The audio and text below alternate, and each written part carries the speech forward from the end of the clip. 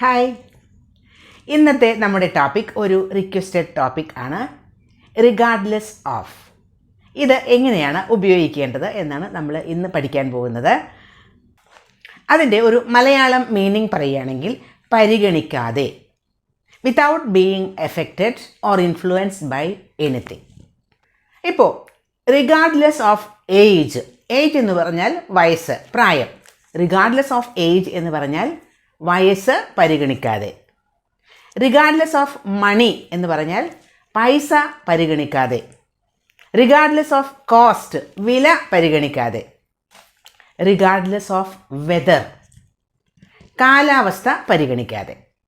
അപ്പോൾ regardless of something എന്ന് പറഞ്ഞാൽ ആ സംതിങ് അത് എന്ത് തന്നെ ആയാലും ആ കാര്യം പരിഗണിക്കാതെ ചെയ്യേണ്ട കാര്യം ചെയ്യും എന്നർത്ഥം. അപ്പോൾ നമുക്ക് എക്സാമ്പിൾസിലേക്ക് പോകാം. വളരെ ഈസി ആയിട്ടുള്ള ഒരു ടോപ്പിക്കാണിത്. The job is open to all regardless of previous experience. Previous experience എന്ന് പറഞ്ഞാൽ മുൻ പരിചയം. റിഗാർഡ്ലെസ് ഓഫ് പ്രീവിയസ് എക്സ്പീരിയൻസ്, മുൻ പരിചയം ഒന്നും പരിഗണിക്കാതെ എല്ലാവർക്കും ആ ജോബ് ഓപ്പൺ ആണ് എന്ന്. പലപ്പോഴും ആപ്ലിക്കേഷനൊക്കെ അയക്കുമ്പോൾ അതിന് എത്ര പ്രീവിയസ് എക്സ്പീരിയൻസ് വേണം, അവർക്കാണ് കൂടുതൽ മുൻഗണന എന്നൊക്കെ പറയില്ലേ. ഇത് അതൊന്നുമില്ലാതെ, അതൊന്നും പരിഗണിക്കാതെ, റിഗാർഡ്ലെസ് ഓഫ് പ്രീവിയസ് എക്സ്പീരിയൻസ് എന്ന് പറയുമ്പോൾ അതൊന്നും പരിഗണിക്കാതെ എല്ലാവർക്കും ഈ ജോബിന് അപ്ലൈ ചെയ്യാം, ഈ ജോബ് ഓപ്പൺ ആണ്. The club welcomes all regardless of age.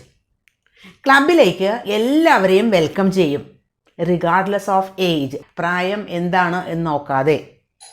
വേറൊരു example, he says what he thinks regardless of other people's feelings.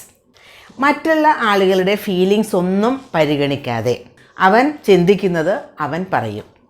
അങ്ങനെയുള്ള ചില ആളുകളില്ലേ, ആളുകൾക്ക് മറ്റുള്ള ആളുകൾക്ക് എന്താ ഫീൽ ചെയ്യുക എന്ന് നോക്കാതെ പറയുന്ന ആളുകളില്ലേ, അതാണ് regardless of other people's feelings. മറ്റുള്ള ആളുകളുടെ ഫീലിങ്സ് പരിഗണിക്കാതെ. അവിടെയും നമ്മൾ റിഗാർഡ്ലെസ് ഓഫ് ഉപയോഗിച്ചു. You should focus on your studies regardless of family tension. Family tension ഒന്നും പരിഗണിക്കാതെ, regardless of family tension. You have to focus on your studies. നിങ്ങൾ നിങ്ങളുടെ സ്റ്റഡീസിൽ ശ്രദ്ധിക്കണം. ഫാമിലി ടെൻഷൻ ഉണ്ട് എന്ന് കരുതി അതൊന്നും നിൻ്റെ പഠിപ്പിനെ എഫക്റ്റ് ചെയ്യാൻ പാടില്ല എന്നാണ് പറയുന്നത്. Regardless of family tension.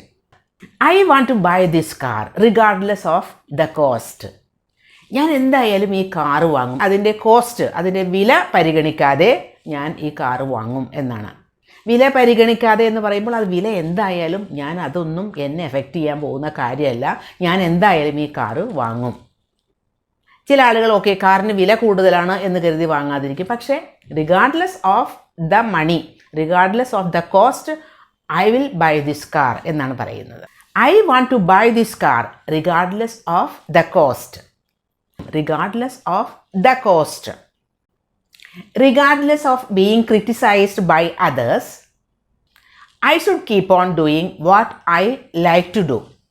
മറ്റുള്ളവർ ക്രിറ്റിസൈസ് ചെയ്യും, മറ്റുള്ളവർ വിമർശിക്കും എന്ന് കരുതി അതൊന്നും എന്നെ ബാധിക്കുന്ന പ്രശ്നമല്ല. റിഗാർഡ്ലെസ് ഓഫ് ദെയർ ക്രിറ്റിസിസം ഞാൻ എന്ത് ചെയ്യും, ഞാൻ എനിക്ക് ഇഷ്ടമുള്ള കാര്യങ്ങൾ ചെയ്തുകൊണ്ടിരിക്കും. അതങ്ങനെ തന്നെ ഞാൻ കണ്ടിന്യൂ ചെയ്യും. കീപ്പ് ഓൺ ഡൂയിങ് എന്ന് പറഞ്ഞാൽ കണ്ടിന്യൂ ചെയ്തുകൊണ്ടിരിക്കും. അയ്യോ മറ്റുള്ളവർ എന്ത് പറയും, മറ്റുള്ളവർ എന്നെ ക്രിറ്റിസൈസ് ചെയ്യില്ലേ എന്ന ഒരു ചിന്തയൊന്നും എന്നെ ബാധിക്കില്ല എന്നാണ്.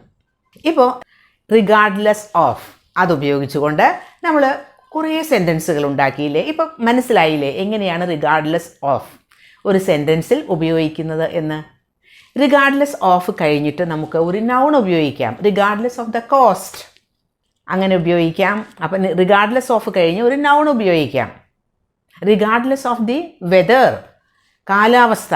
കാലാവസ്ഥ പരിഗണിക്കാതെ ഞാൻ പുറത്തു പോകും, കാലാവസ്ഥ എന്തായാലും എനിക്ക് പ്രശ്നമല്ല എന്നൊക്കെ പറയില്ലേ, അതാണ്. ഇപ്പം റിഗാർഡ്ലെസ് ഓഫ് ദി വെതർ അവിടെ നൗൺ ആണ് ഉപയോഗിക്കുന്നത്. റിഗാർഡ്ലെസ് ഓഫ് പ്രീവിയസ് എക്സ്പീരിയൻസ് എന്ന് പറഞ്ഞില്ലേ നമ്മൾ. പ്രീവിയസ് എക്സ്പീരിയൻസ് എന്ന് പറയുമ്പോൾ അതൊരു നൗൺ ഫ്രേസ് ആണ്. Regardless of previous experience. Regardless of age അവിടെ നൗൺ ആണ് ഉപയോഗിച്ചത്. Regardless of other people's feelings, മറ്റുള്ള ആളുകളുടെ ഫീലിങ്സ്, അത് നൗൺ ഫ്രേസ് ആണ്. അപ്പോൾ റിഗാർഡ്ലെസ് ഓഫ് കഴിഞ്ഞിട്ട് നമ്മൾ നൗൺ ഫ്രേസ് ഉപയോഗിച്ചു. Regardless of being criticised by others. Being criticised, അവിടെ നമ്മൾ ഒരു ജെറണ്ട് ആണ് ഉപയോഗിച്ചത്, ഒരു വെർബൽ നൗൺ. അപ്പോൾ റിഗാർഡ്ലെസ് കഴിഞ്ഞ് നമുക്ക് നൗൺ ഉപയോഗിക്കാം, നൗൺ ഫ്രേസ് ഉപയോഗിക്കാം, ജെറണ്ട് ഉപയോഗിക്കാം. വെർബൽ നൗൺ, ജെറണ്ട് എന്നാൽ വെർബൽ നൗൺ. റിഗാർഡ്ലെസ് ഓഫ് നമുക്ക് ഒരു സെൻറ്റൻസിൻ്റെ ആദ്യം ബിഗിനിങ്ങിൽ തന്നെ വയ്ക്കാം.